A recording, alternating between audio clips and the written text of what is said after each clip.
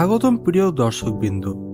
আজকে নিয়ে এসেছি একটা অসাধারণ ট্রেন যাত্রার গল্প, যেখানে 12329 ওয়েস্ট বেঙ্গল সম্পর্কক্রান্তি এক্সপ্রেস আপনাদের নিয়ে যাবে শিয়ালদা থেকে দিল্লি আনন্দবিহার টার্মিনালের দিকে। আমাদের গন্তব্য দিল্লি হয়ে হরিদ্বার। আমি শোভন, আপনাদের স্বাগতম জানাই ভ্রমণের শোভন চ্যানেলে। এবার বলি ট্রেনের ব্যাপারে। ট্রেনটির যাত্রা শুরু হয় দুপুর 1:10 আর পৌঁছায় পরের দিন রাত 8:50। তবে ট্রেনটি উইকলি এক্সপ্রেস, তাই সপ্তাহে একদিন এবং মঙ্গলবারই ছাড়ে শিয়ালদা থেকে দিল্লি যাওয়ার উদ্দেশ্যে। 19 ঘন্টা 40 মিনিটে এই যাত্রায় 73 কিলোমিটারের গড় গতিবেগ নিয়ে মোট দূরত্ব যাচ্ছে 1445 কিলোমিটার। আধুনিক এলএইচবি রেক এবং শক্তিশালী ডাব্লিউএপি ইঞ্জিনের সাহায্যে এর সর্বোচ্চ অনুমোদিত গতি হচ্ছে 130 কিলোমিটার প্রতি ঘন্টা। এবং এই ট্রেনটি রেক শেয়ার করছে 12379 শিয়ালদা অমৃতসর জালিয়ানওয়ালা বাগ এক্সপ্রেসের সাথে।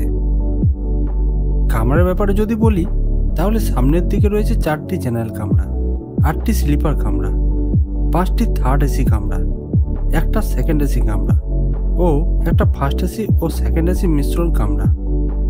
আর সঙ্গে হিসেবে রয়েছে প্যান্ট্রি কার, সাথে ই ক্যাটারিং ও অনবোর্ড ক্যাটারিং এর সুব্যবস্থা রয়েছে, যার ফলে আপনাদের খাবারের অসুবিধা একটুকুও হবে না। আজকে আমরা জার্নি করতে চলেছি 12329 শিয়ালদা থেকে আনন্দবিহার টার্মিনালের পথে। তো এই যে জার্নি পথ রয়েছে, এই যে পুরো ট্রেনের যা যা আছে সমস্ত কিছু আমরা আজকে আপনাদের সাথে শেয়ার করব, তুলে ধরবো। আমরা টিকিট বুক করেছি মোটামুটি 1.5 মাস আগে, তাও আমাদের কনফার্ম হয়নি, মানে কনফার্ম বলতে কি আরএসি পড়েছে, তো শেয়ার করে যেতে হবে। যেহেতু ফ্যামিলির সাথে যাচ্ছি সেহেতু অত প্রবলেম হবে না। তো যাই হোক, আপাতত আমরা জার্নিটা চালু করি। ট্রেন মোটামুটি ছাড়তে আর 2 মিনিট বাকি, 1:08 বাজছে, 1:10 ট্রেনটা ছাড়ার টাইম। তো চলুন আপাতত আমরা জার্নিটা শুরু করি। দেখা হচ্ছে বা আরও কথা হচ্ছে ট্রেন চলন্ত অবস্থায়। একদম সঠিক সময়ে 1:10 ট্রেন ছেড়ে দিল শিয়ালদা স্টেশন থেকে তার গন্তব্যের দিকে।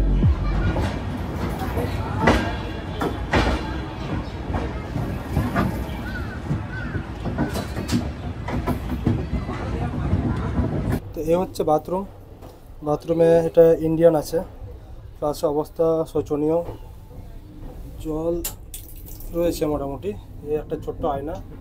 বাথরুমটা কিন্তু নিট ক্লিন নয়, এখনও পরিষ্কার করবে কি করবে না বলতে পারছি না। ডাস্টবিন আছে। পাশেরটা কি বাথরুম আছে সেটা আপনাদেরকে আবার দেখায়। এখন ঢুকলাম পাশেরটা আয়নাটা বড়। জল রয়েছে, এটা কিন্তু ওয়েস্টার্ন, প্লাস সেই 70 যুগের, মানে অনেক পুরনো। আর তাছাড়া মগ আর আছে, কোনো জেট স্প্রে নেই, এই মাধ্যমে ইউজ করতে হবে। নিচে রানিং ট্রেন কিন্তু দেখা যাচ্ছে। যাই হোক, এই বাথরুমটা ওটার থেকে একটু বেটার আছে মনে হচ্ছে, কিন্তু তবুও পরিষ্কার পরিচ্ছন্ন করা উচিত। এই তো সবে ট্রেন ছেড়েছে, মানে হাওড়া স্টেশন থেকে ভালো করে বের হয়নি ট্রেনটা। যাই হোক, যা আছে মোটামুটি ঠিকই আছে। এরপর আমরা সিটে গিয়ে বসি, বর্ধমানে গিয়ে দেখা হবে। আর মাঝে যদি কিছু আপডেট দেওয়ার থাকে সেটা দিয়ে দেবো। ভিড় কোনো এক্সট্রা ভিড় নেই, যতগুলো প্যাসেঞ্জার ততগুলো আছে। আর এসিতে যেহেতু দুটো করে, মানে দুজনকে একটা সিট শেয়ার করতে, সেহেতু একটু ভিড় বেশি লাগছে চোখে, কিন্তু কোনো অবৈধ লোক এখনও কিন্তু ট্রেনে ওঠেনি।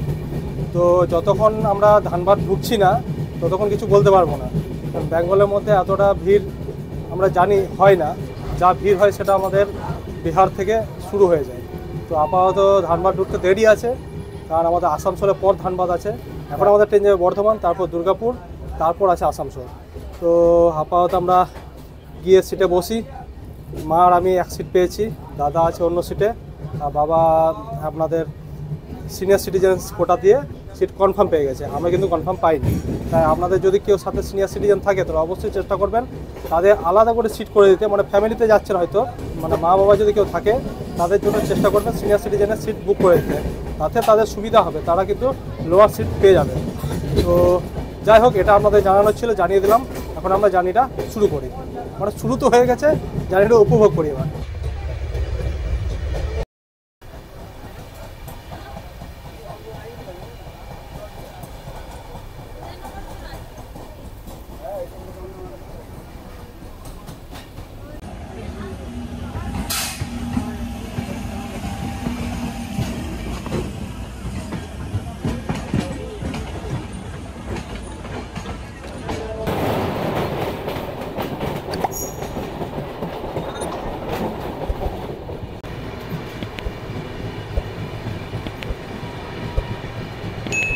মেট্রো।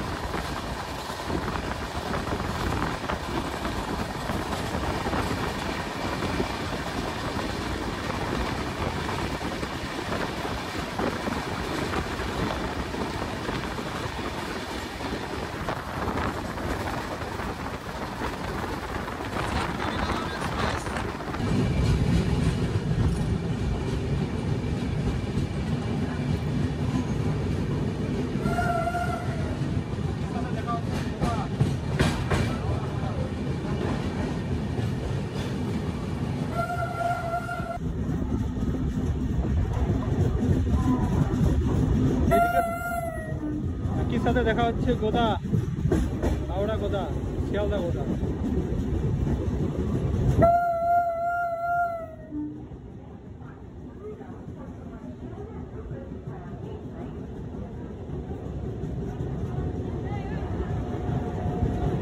তো 131.2 কিলোমিটার পথ পেরিয়ে ট্রেন আমাদের এখন এসে পৌঁছেছে বর্ধমানে 1 নম্বর প্ল্যাটফর্মে। তো আমাদের এই পরবর্তী স্টেশন হচ্ছে দুর্গাপুর। তো তার আগে ট্রেনের ব্যাপারে কিছু বলে রাখি, ট্রেনে অনেক লোক উঠেছে, এখানে অলরেডি ফুল প্যাক সিট ছিল, যাই না এক্সট্রা লোক উঠেছে কি উঠেনি, সেটা আমি কিন্তু আপডেট এই মুহূর্তে দিয়ে দেবো যে এক্সট্রা লোক উঠেছে না টিকিট কেটে উঠেছে। তো যদি কোনো ভিড় বা এক্সট্রা যদি প্রবলেম হয় সেটা কিন্তু আপডেট এর মধ্যে দিয়ে দেবো। তো চলুন ট্রেনে উঠি। তো একটা জিনিস বলতে ভুলে গেছিলাম, ট্রেন কিন্তু মোটামুটি 5 মিনিট আগে ঢুকেছে, মানে বিফোরে ঢুকেছে। ট্রেন আমাদের ছাড়ার টাইম হচ্ছে 1:46, 1:41 হচ্ছে ট্রেন ছাড়ার টাইম। তো এখন বাজছে 1:39, এখনও 2 মিনিট দাঁড়াবে, তারপর ট্রেন বেরিয়ে যাবে দুর্গাপুরের উদ্দেশ্যে। চলুন ট্রেনে উঠি এবার।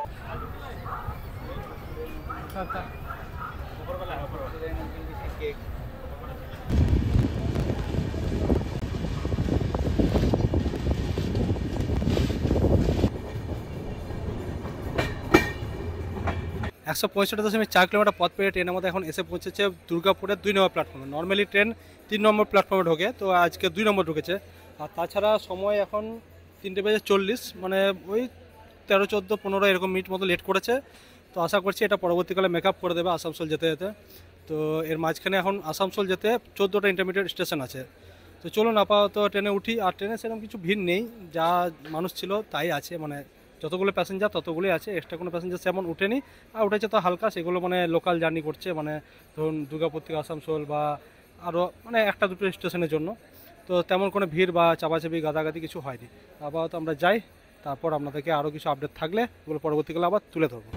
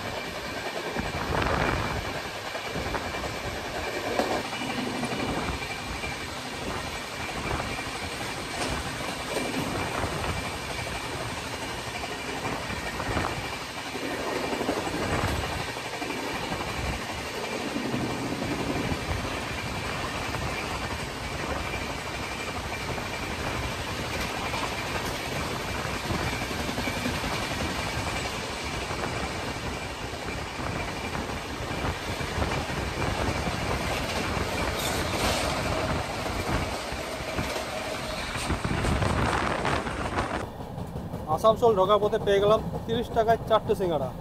সেরকম সস দিয়েছে, লঙ্কা দিয়েছে, দেখি খেতে কেমন পড়েছে। গরম বললো, গরম কিছু নেই।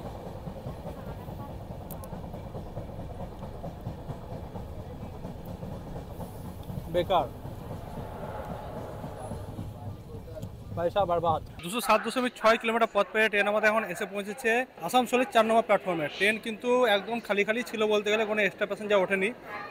আর যেটা বলার সেটা হলো এই আসানসোলে 16 মিনিট দেরিতে ঢুকেছে ট্রেন। তো আশা করছি এরপরে হয়তো মেকআপ দিলেও দিতে পারে, যেহেতু ধানবাদ আছে এরপর, মাঝখানে কোনো স্টপেজ নেই। আর এক্সট্রা প্যাসেঞ্জার যদি ওঠে বা ভিড় যদি হয় সেটা কিন্তু আপডেট আমরা দিতে থাকবো। আশা করছি উইকলি ট্রেন ভিড় না হওয়াটাই কথা। তো চলুন দেখা যাক। আর তার মাঝখানে যে ভাটের আমরা সিঙ্গাড়াটা খেলাম, কি ফালতু কি বলবো, কিছু বলার লাভ নেই। কিছু একটা কিনে খেতে হবে মুখটা ঠিক করার জন্য। তারপর আমরা ট্রেনে উঠি।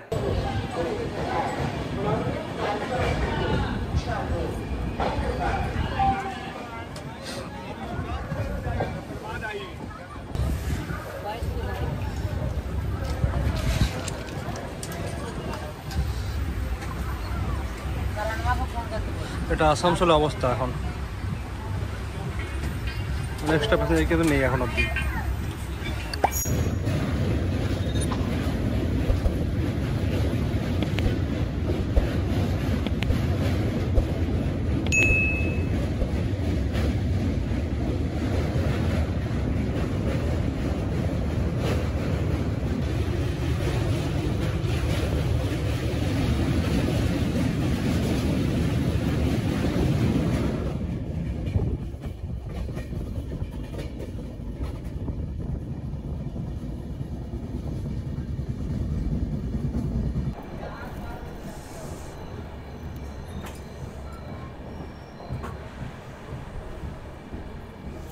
দুশো 65.9 কিলোমিটার পথ পেয়ে ট্রেন আমাদের এখন এসে পৌঁছেছে ধানবাদের 3 নম্বর প্ল্যাটফর্মে। এখানে অবধি যে জার্নি করেছি, জার্নি খুব সুন্দর হয়েছে, কোনো ভিড়ভাড়টা নেই, কোনো এক্সট্রা প্যাসেঞ্জারও নেই। আর এরপর আমাদের পরবর্তী স্টেশন আছে গয়া, 2 ঘন্টা 45 মিনিট পর। আর ট্রেন আমাদের মোটামুটি 8 থেকে 10 মিনিট মতো লেটে পৌঁছেছে এখানে। তো ঠিকই আছে, এই লেটটা মেনে নেওয়ার মতো। 1-2 ঘন্টা লেট হলে সেটা মানে খারাপ লাগে, বা সেটাকে মেনে নেওয়া জানি দেখা বলে। তো এখনও অবধি ট্রেন মোটামুটি ভালোই ছুটছে। আর আগে কি আপডেট হচ্ছে না হচ্ছে সেটা আপনাদেরকে তুলে দেখাবো।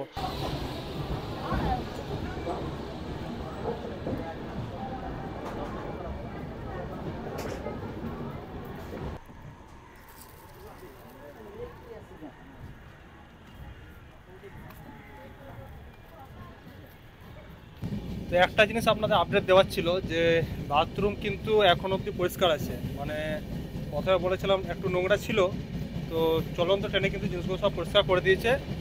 যে কামরাটা আমরা আছি সেটা পুরোনো ফ্লাশ সিস্টেম আছে, পেছনের কামরাগুলো কিন্তু নতুন ইলেকট্রিক ফ্লাশ দিয়েছে।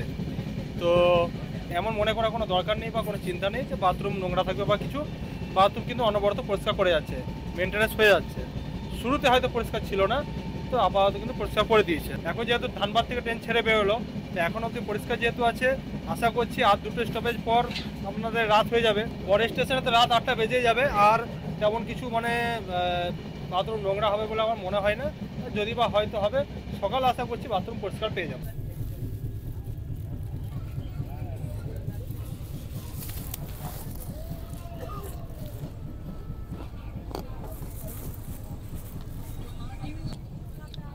এখন সময় 6টা 26, গয়া আসতে দেরি আছে। আমি বসে বসে মুড়ি মাখালাম, মুড়ি খাচ্ছি।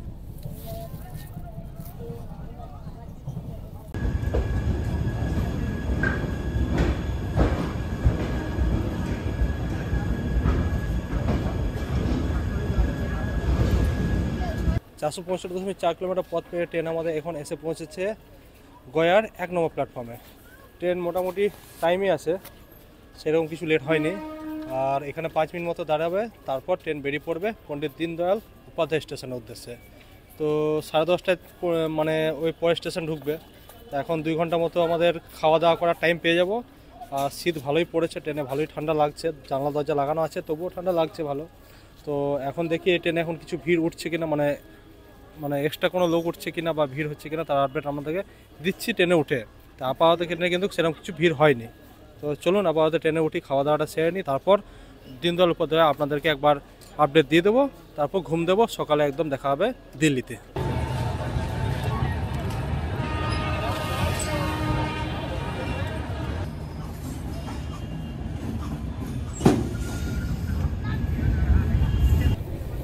তো বাড়ি থেকে খাবার নিয়ে এসেছি, এরকম চিকেন বাড়ির বানানো, আর আছে এদিকে লুচি, বাড়ির ভাজা, আর পেঁয়াজ আর লঙ্কা।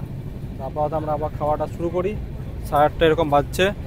এই পরবর্তী স্টেশন আমাদের আছে দীনদয়াল উপাধ্যায়। ততক্ষণ জেগে থাকবো কিনে যাই না, তবু খাওয়াটা করে নিই, খাওয়া দাওয়াটা সেরে নিই।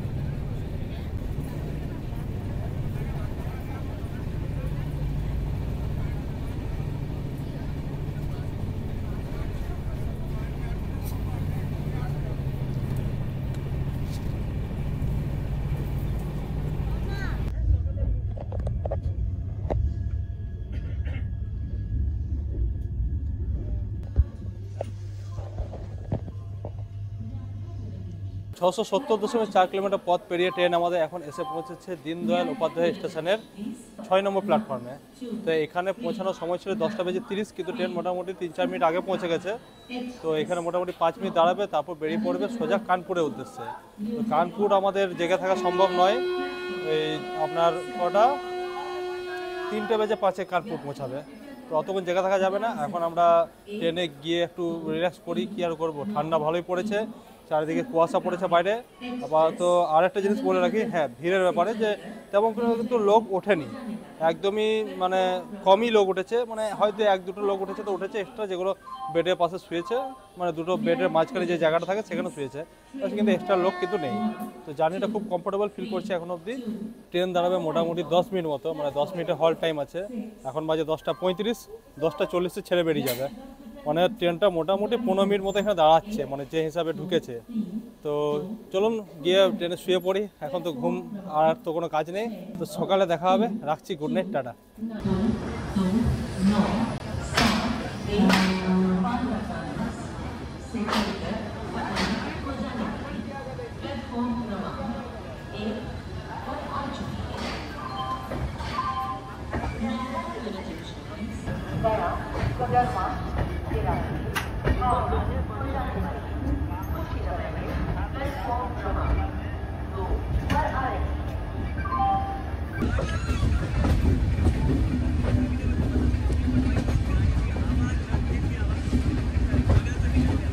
সুপ্রভাত। আজ দ্বিতীয় দিন। ট্রেনে তেমন একটা অযথা লোকের আনাগোনা ছিল না, তবে ওই আরএসসি র্যাক হওয়ার কারণে ঘুম তেমন হয়নি। রাত বাড়তে থাকার সাথে সাথে শীতও বাড়ছিল, তাই এরকম শীতকালে স্লিপার ক্লাসে ট্রেন যাত্রা করলে অবশ্যই মোটা ঢাকা নিয়ে যাবেন। এই দিনটা শুরু হলো 1 কাপ চা দিয়ে।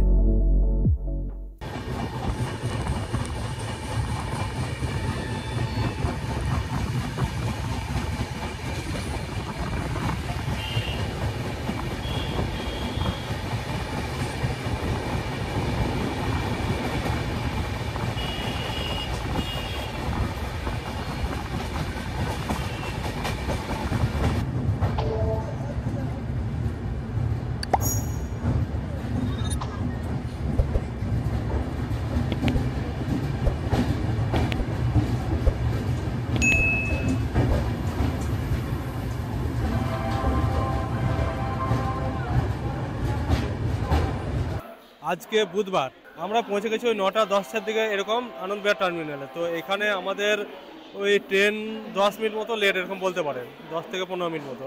তাছাড়া ট্রেন কিন্তু এরকম মাঝ রাস্তায় যেটা বলে এই কানপুর থেকে এখানে আসা অবধি নন স্টপ ট্রেন আছে বলতে গেলে। আর তার আগে কানপুর ঢোকার আগে অবধিও মানে ওই দীনদয়াল উপাধ্যায় থেকে কানপুর কিন্তু খতরনাক ট্রেন আছে, মানে সবসময় বিপরেই ছিল। যাই হোক, মোটামুটি সব কিছু জার্নি ভালো গেছে, ট্রেনে ভিড় অযথা কিছু হয়নি। 1-2 জন লোক যেগুলো উঠেছিল সেগুলোই। বাথরুম সকাল অবধি মোটামুটি পরিষ্কার ছিল, খারাপ ছিল না। ওরা যারা যেতে চাইলে যেতে পারবে এরকম ব্যাপার। আর তাছাড়া আমাদের কোনো অসুবিধা হয়নি, জার্নি খুব ভালো কমফোর্টেবল হয়েছে। তার বলার কিছু নেই। আজকে ভিডিও এখানে শেষ করছি। যা ইনফরমেশন ছিল সমস্ত কিছু আশা করি দিয়ে দিয়েছি। আজকের ভিডিও এখানেই শেষ করলাম। যদি ভালো লেগে থাকে তো একটা লাইক, শেয়ার, সাবস্ক্রাইব করতে ভুলবেন না। দেখা হবে পরের ভিডিওতে। ততদিন ভালো থাকুন, সুস্থ থাকুন। ধন্যবাদ।